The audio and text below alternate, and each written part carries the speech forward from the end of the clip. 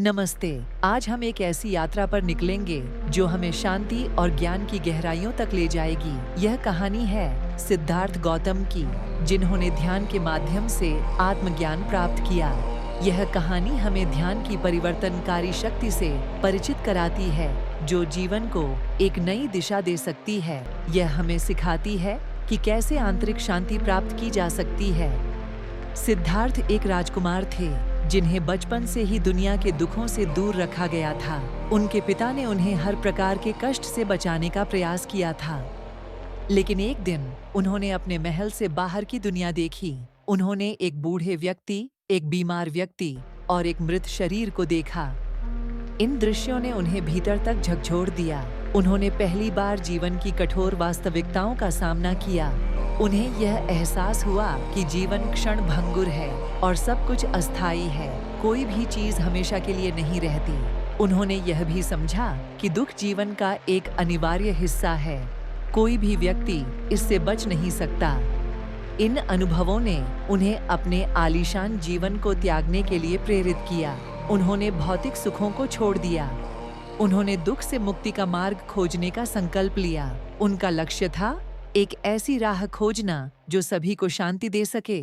सिद्धार्थ ने अपनी मुक्ति की खोज में कई आध्यात्मिक गुरुओं से शिक्षा ली। उन्होंने विभिन्न दर्शनों और प्रथाओं का अध्ययन किया। उन्होंने कठोर तपस्या का अभ्यास किया, जिसमें उपवास और आत्मत्याग शामिल थे। वे अपने शरीर को कष्ट देते थे। उनका मानना था कि शरीर को कष्ट देकर ही दुख से मुक्ति मिल सकती है। वे सोचते थे कि यह मार्ग उन्हें ज्ञान देगा, लेकिन उन्हें जल्द ही एहसास हुआ कि इन प्रथाओं से उन्हें आत्मज्ञान नहीं मिल रहा है। वे अभी भी अशांत थे। उन्होंने पाया कि अत्यधिक तपस्या भी उतनी ही अनुत्पादक थी जितनी भोग विलास का जीवन। दोनों ही चरम थे। उन्होंने निष्कर्ष निकाला कि ये चरम मार्ग उन्हें सत्य से दूर ले जा रहे थे। उन्हें एक संतुलित दृष्टिकोण की आवश्यकता थी। इस अनुभव ने उन्हें मध्यम मार्ग की अवधारणा की ओर अग्रसर किया। यह एक संतुलित जीवन शैली का विचार था। यह मार्ग भोग विलास और अत्यधिक तपस्या दोनों के चरम से बचता है। यह जीवन में संतुलन स्थापित करता है। उन्होंने समझा कि सच्ची मुक्ति के लिए एक संतुलित दृष्टिकोण आवश्यक है। यह शरीर और मन दोनों का पोषण करता है। उन्होंने शारीरिक और मानसिक स्वास्थ्य दोनों को महत्व दिया। उनका मानना था कि दोनों एक दूसरे के पूरक हैं। एक दिन सिद्धार्थ एक बोधि वृक्ष के नीचे बैठ गए। उन्होंने एक गहरा संकल्प लिया। उन्होंने प्रतिज्ञा की कि वे तब तक नहीं उठेंगे जब तक उन्हें आत्मज्ञान प्राप्त नहीं हो जाता। यह उनकी दृढ़ता का प्रतीक था।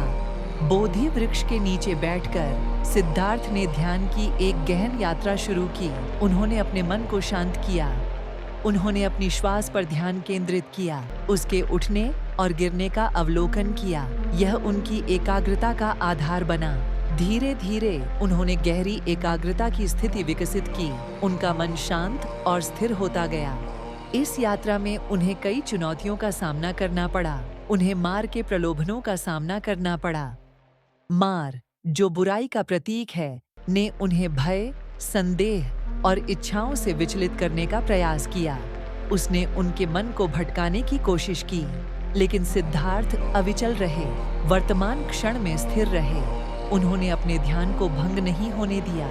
अटूट एकाग्रता और अनुशासित अभ्यास के माध्यम से सिद्धार्थ आगे बढ़ते रहे। उनका संकल्प दृढ़ था। उन्होंने सचेतनता, करुणा और ज्ञान का विकास किया। ये गुण उनके भीतर गहरे होते गए। उन्होंने वास्तविकता की प्रकृति में गहराई से प्रवेश किया। उन्होंने सभी चीजों की अंतर संबंधता को समझा। उन्होंने घटनाओं की क्षणभंगुरता, स्वयं के खालीपन और पुनर्जन्म के चक्र को देखा। उन्हें जीवन का गहरा रहस्य समझ आया। कई दिनों के गहन ध्यान के बाद सिद्धार्थ ने आत्मज्ञान प्राप्त किया। उनका मन पूरी तरह से शांत हो गया। वे बुद्ध बन गए, जिसका अर्थ है जागृत व्यक्ति। उन्होंने सत्य को जान लिया था। उन्होंने 4 आर्य सत्यों को समझा: दुख, दुख का कारण, दुख का निवारण और दुख निवारण का मार्ग। ये उनकी शिक्षाओं का आधार बने।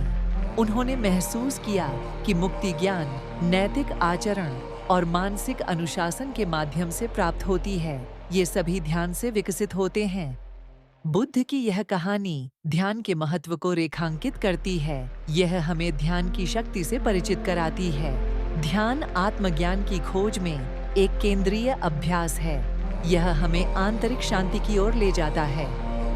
यह केंद्रित ध्यान की शक्ति को उजागर करता है। यह हमें अपने मन को नियंत्रित करना सिखाता है। यह सचेतनता के विकास पर जोर देता है। यह हमें वर्तमान क्षण में जीना सिखाता है।